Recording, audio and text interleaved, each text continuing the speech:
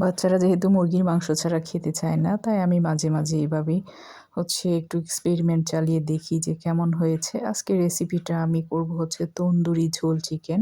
চলেন তাহলে রেসিপিটা দেখে নিই। প্রথমে আমি মুরগির মাংসটা পরিষ্কার করে ধুয়ে নিয়েছি। এটা রেগুলার কাট করে নিয়েছিলাম। স্বাদমতো লবণ দিয়েছি। তারপরে দিয়ে দিব এখানে মরিচের গুঁড়া। এরপরে দিয়ে দিচ্ছি এক এক করে গরম মসলার গুঁড়া। তারপরে দিয়ে দিব জিরার গুঁড়া। এরপরে দিয়ে দিচ্ছি আদা, রসুন, পেঁয়াজ একসাথে পেস্ট করা। তারপরে কাশ্মীরি মরিচের গুঁড়াও দিয়ে দিলাম ১ চা চামচ।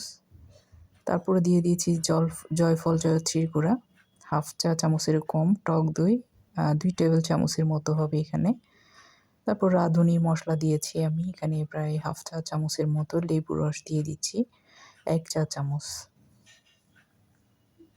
সব কিছু এখন আমি ভালো করে একটু হাতে মেখে নিব। আর এটা আমি হাতে মেখে ম্যারিনেট করে সারা রাতের জন্য নর্মাল ফ্রিজে রেখে দিব। আর এইভাবে আসলে নর্মাল ফ্রিজে রেখে দিলে রান্নাটা খুব মজার হয়। তারপর এখানে একটু আলু দিব আমি, যেহেতু আলুটা লবণ আর একটু হলুদ দিয়ে প্রথমে একটু ভেজে নিচ্ছি। এভাবে ভেজে রান্না করলে খেতে অনেক বেশি মজার হয় আসলে।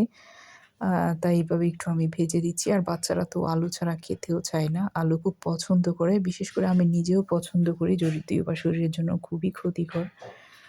যাই হোক, এখন চিকেনটা দিয়ে দিয়েছি ম্যারিনেট করা। হাই হিটে আমি এটা জাল করব যাতে একটু পুড়া, পুড়া ভাব আসে আরকি। যেন তন্দুরির একটা ভাব চলে আসে আর তন্দুরির একটা ফ্লেভারও চলে আসবে, কিন্তু খুব সুন্দর একটা ফ্লেভার আসে। এখন আমি এখানে ১ চা চামচ বাদাম বাটা দিয়েছি আর ১ চা চামচ কাঁচামরিচের বাটাও দিয়ে দিলাম। তারপরে এখানে আমি আরও একটুখানি টক দই দিয়েছি। ভালো করে একটু মিক্সড করে আমি এখন সেই বাটিটা ধুয়ে পানিটা দিয়ে দিচ্ছি, ঝোলের পানি আরকি। সবার পরে ১ চা চামচ চিনি দিয়ে দিলাম। জলের পানিটা দেওয়ার পর এটা কিন্তু রান্না করে একটু মানে টেনে আসবে, পানিটা মাখো, মাখো হয়ে যাবে। আর এই রান্নাটা কিন্তু অনেক মজার হয়েছিল। আপনারা চাইলে ট্রাই করে দেখতে পারেন। আসলে খুবই মজার হয়েছিল। তাই ভাবলাম রেসিপিটা আপনাদের সাথে শেয়ার করি। আর রেসিপি ভালো লাগলে লাইক, কমেন্ট করবেন, শেয়ার করবেন। এই যে এখন আমি ঢাকনা দিয়ে জাস্ট মিডিয়াম হিটে রান্না করে আমি ঝোলটা একটু টেনে নিব। এখনও কিন্তু ঝোলটা টানা হয়নি। আমি আর একটু নেড়ে ছেড়ে আবার ঢাকনাটা দিয়ে দিব। এই যে দেখেন, আপনারা চাইলে এই পর্যায়ে নামিয়ে নিতে পারেন। তবে একটু মাখো, মাখো হলে কিন্তু বেশি খেতে মজার হয়। দেখবেন একেবারে মানে তন্দুরি চিকেনের একটা ফ্লেভার আসবে। খুবই মজার হবে কিন্তু। নেড়ে ছেড়ে ঢাকনা দিয়ে দিচ্ছি।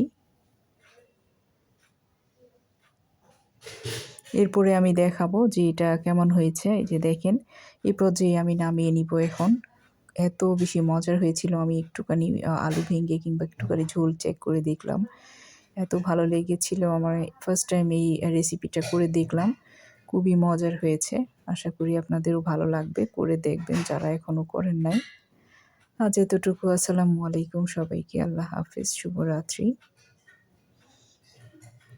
আমি কিন্তু এভাবে দেখতে, দেখতে একটা আলু খেয়েই ফেলেছি। আর আমার এত বেশি ভালো লাগছিল, আমি আ খুব এক্সাইটেড হয়ে